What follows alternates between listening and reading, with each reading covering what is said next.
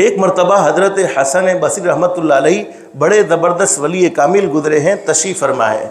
हज़रत हसन बसरी रहमतुल्लाह अलैह के पास एक आदमी आ गया और कहा कि हज़रत कहत साली है, यानी कहत साली की शिकायत की कि हज़रत कहत साली में हम परेशान हो चुके हैं।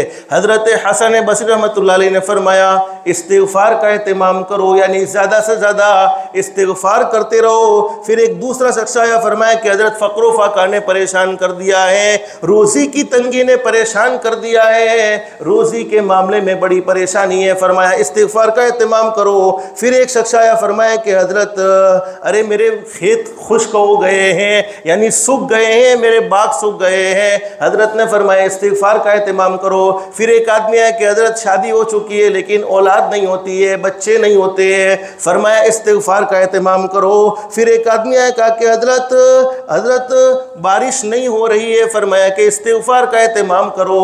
हज़रत हसन बसरी रहमतुल्लाह अलैह के पास एक आदमी बैठा हुआ था, कहा कि हज़रत आप हर एक को इस्तिग़फ़ार बतलाते गए, अरे जो कहत साली की शिकायत करने के लिए आया उसको भी आपने इस्तिग़फ़ार बतलाया, अरे जो रोज़ी की तंगी की शिकायत करने के लिए आया उसको भी आपने इस्तिग़फ़ार बतलाया, अरे जो औलाद नहीं होती थी औलाद की परेशानी में आया उसको भी आपने इस्तिग़फ़ार बतलाया।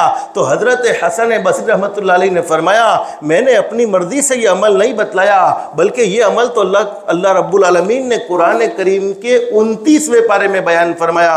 अल्लाह फरमाते इस्तग़फ़िरू रब्बकुम, ए मेरे बंदो अल्लाह से माफ़ी मांग लो, इस्तग़फ़िरू रब्बकुम, तुम्हारे रब से अपने गुनाहों की माफ़ी मांग लो।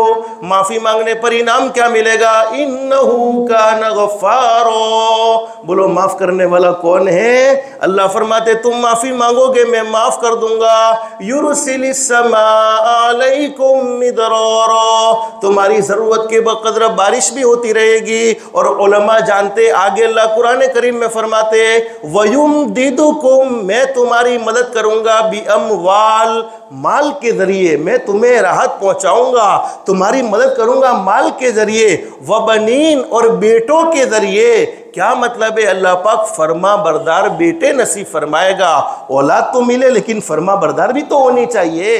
तो इस्तिग़फ़ार की बरकत से अल्लाह पाक फरमा बरदार औलाद अता फरमाएगा। वयुमदिदकुम बिअमवालिन व बनीना वयजअल लकुम जन्नातिन वयजअल लकुम अनहारा, और खेत खुश्क हो गए हैं, बागात सूख गए हैं, तो बागात में पानी पहुँचाना चाहते हो इस्तिग़फ़ार का एहतमाम करो। हदीस शरीफ में मौजूद है, हज़रत नबी करीम सल्लल्लाहु अलैहि वसल्लम ने फरमाया इस्तिग़फ़ार से बढ़कर कोई अमल हो ही नहीं सकता।